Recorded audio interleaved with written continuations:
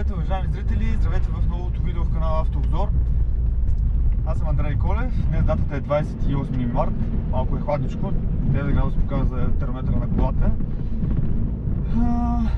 И сега малко апдейт да направим на ситуацията с новата кола. Както знаете, тя беше от предишното видео. Знаете, че колата беше в 6+, за обслужване.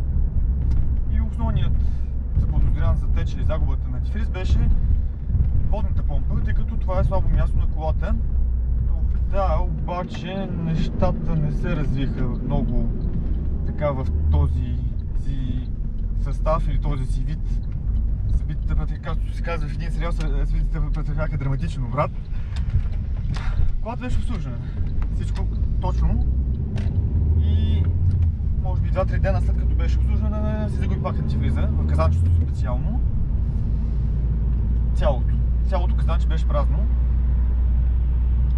След което, тъй като колата е купена от официалното представителство на марката, тя пак малко история, тя е купувана чисто ново от това представителство на марката, за сега няма да споменавам марка и модел на колата. Тя е купувана там като нова. След това е обратно изкупена от съответния представител и ни го купихме като употребяван автомобил. При сърце така взеха идеята, поне такова впечатление останах аз, че има проблем с колата. В четвъртък я закарах, този четвъртък, т.е. преди 2 дена беше в сервиза, караха я, гледаха я и почна колата да губи антифриз при тях, което беше добре. И се установи, че губи налягане на охладителната система или нещо от този сорт беше, което така то много различни варианти може да има за това нещо да се случва, но най-опасният, гадни и лоши възможен вариант е това да двигателят е дездухан. Така да кажем, гарнитурата на цилиндровата глава да е за смяна, което означава основно работа на двигателя под една или друга форма.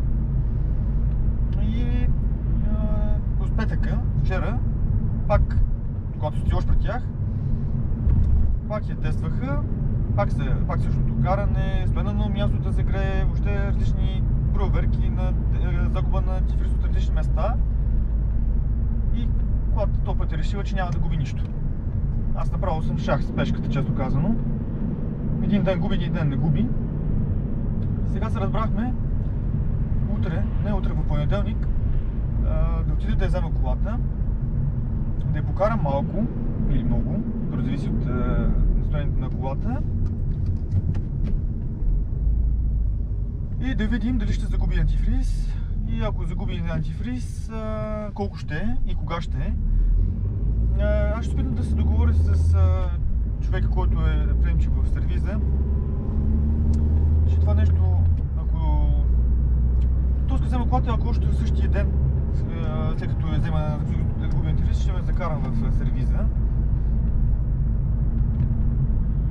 за да могат отново да я огледат. Както виждаме, в момента има друга кола за каране. Тя е въведена за продажба, нали, просто и Fiat, ама все още при мен. И имаме класа, с която да се придвижваме и с софийските улици. И не само, защото утре съм в Стара Загора. На 29-ти отивам и се връщам. Така че и за извънградско Fiat ще е нашия автомобил. Аз мислех да използвам новата кола, обаче няма да стане по вече ясните причини. Така че това е, което за момента се случва. Не все още не решен проблем. Колата все още е в представителството на марката. В понеделник ще я взема и ще видим, ще тествам.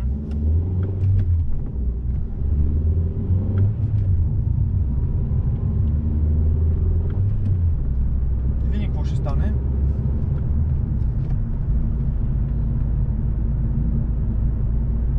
Интересни събития.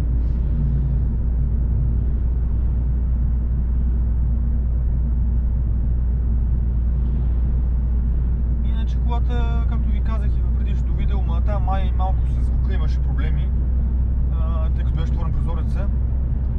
Явно микрофона на GoPro-то се е смущава. Става въпрос за миниван,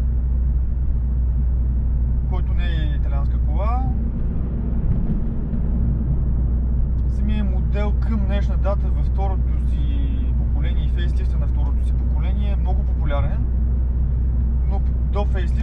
не е така. Като марка модел е популярен, но точно този модел не е много популярен, айде така да го кажем. И е огромен, направо ни пълни душата. Точно така кола ни трябва, когато имаме желание да разширим семейството си. Гледай сега как от лентата за надясно продължава направо този синьо Peugeot. Така се случва, когато да си познавате лентите и маркировката, не познавате дори маркировката какво ви сочи тя. А пък има други случаи, както аз продължих от средната лента, аз съм задължен да продължа в тази.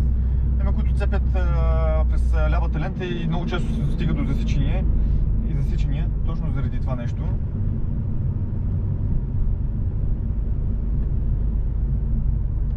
Имам идея, но сега ще видим, защото това е един работен ден. Аз съответно ще излизам от работа, с шефката ми съм се договорил това нещо да стане, т.е. поне 2-3 часа няма да са на линия в Уник, за да взема колата от сервиза. Преди обяд ще стане това нещо, защото след обеда сериозни служебни ангажименти не мога да излизам след обеда, но затова преди обяд ще свърша тази работа.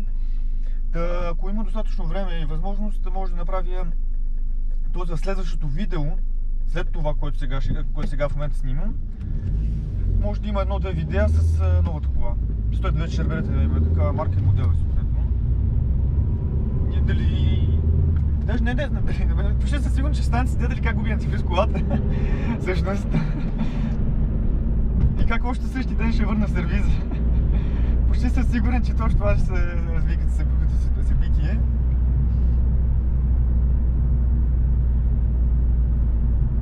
Може да се го заложим.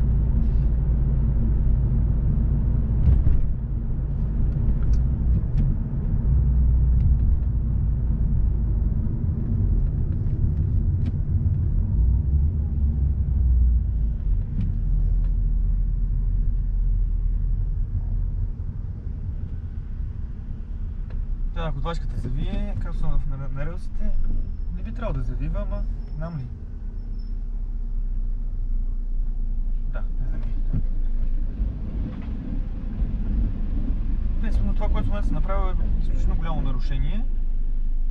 Не трябва да съм на релсите, когато дори да не минава трамвай, не трябва да съм на релсите.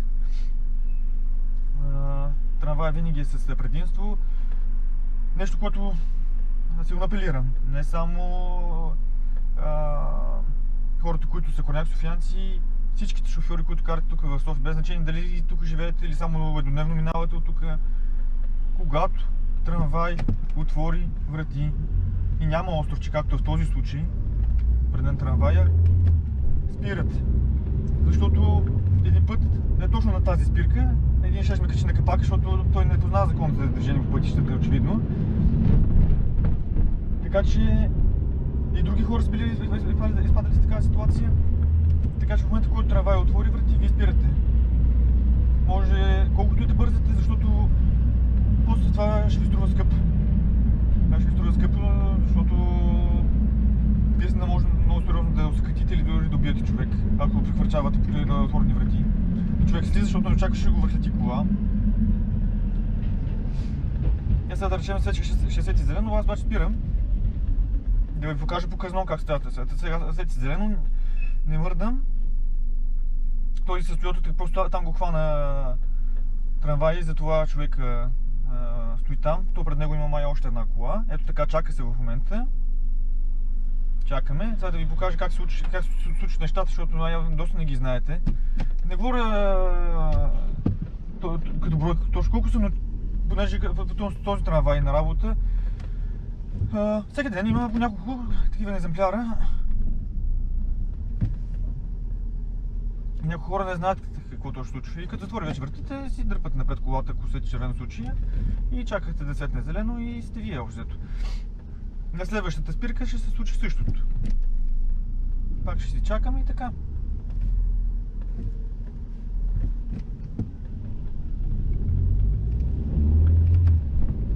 Така че в обобщение, приятели, да кажем, колата, то пасколото как е станало така.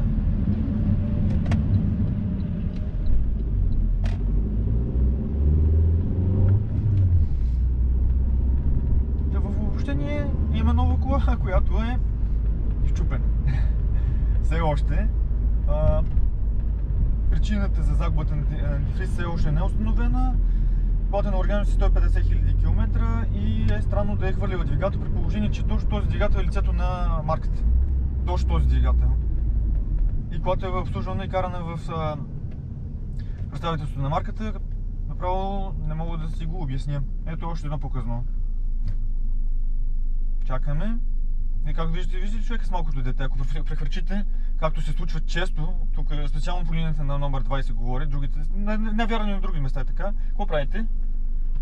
Какво правите при това положение? Много се ядосвам, като стане това нещо, приятели. Това е за сега, уважаеми зрители.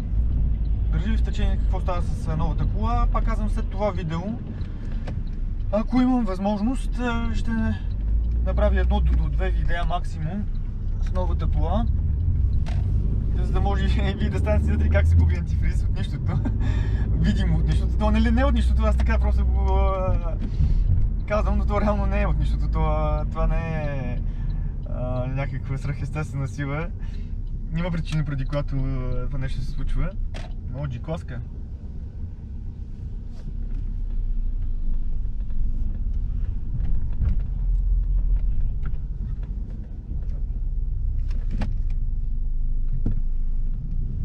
Тесла. Модел 3 мисля, че това.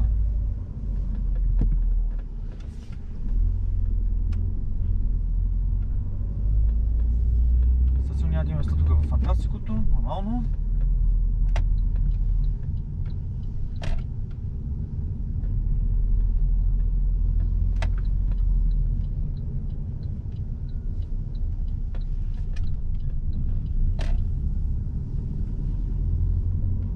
Да, няма места в фантастикото, нормално.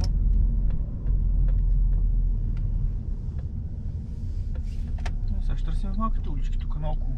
Още малко ще сповозите тогава с мен.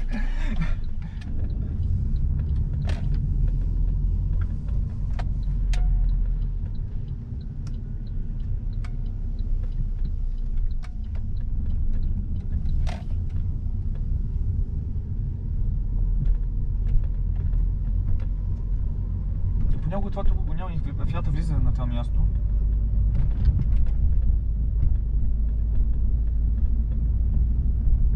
Тук сме ние, май?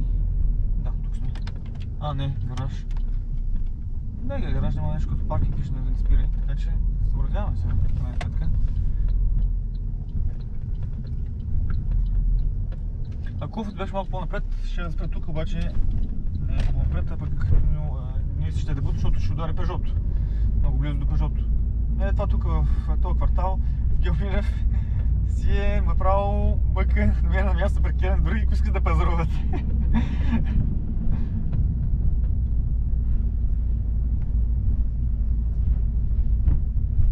Няма някой да пише в коментарите, някой от вас живее ли в Геомилев, как е положението в неговата част от квартала с паркирането. Мисля, че е риторичен въпрос, ясно, че явно е трудно, но просто ми е интересно дали само тук около пазара с някого и за универсиада е така.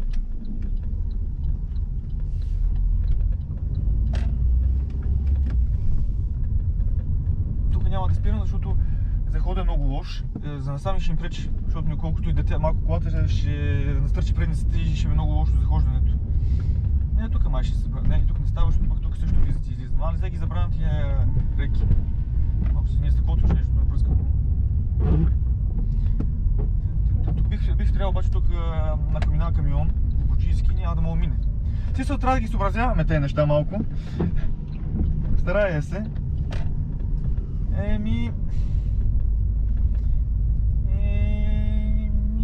Как да ви кажа, уважаеми зрители, какви са ни опциите за паркиране? Нулеви, никакви, буквално никакви. Това е Audi Minimo 9. Си намерил човек място тук за да спре.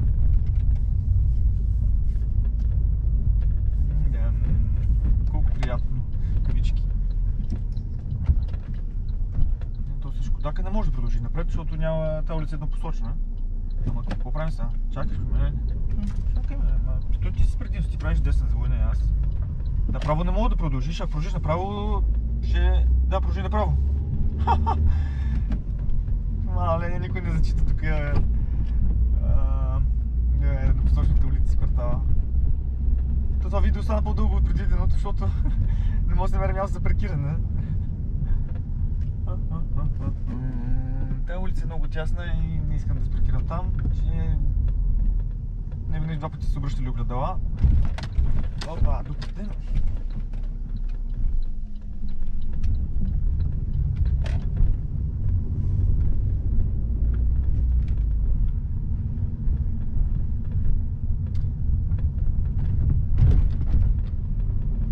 Правя последно, колко не намеря място за паркиране, си карам към вкъщи и после така че ще излизам пак, ще дойда да пазарувам.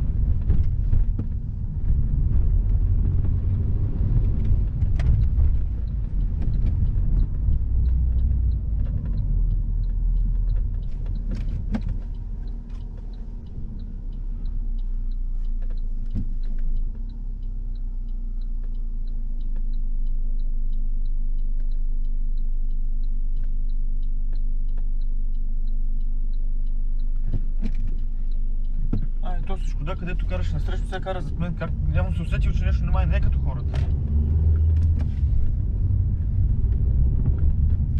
Октавията.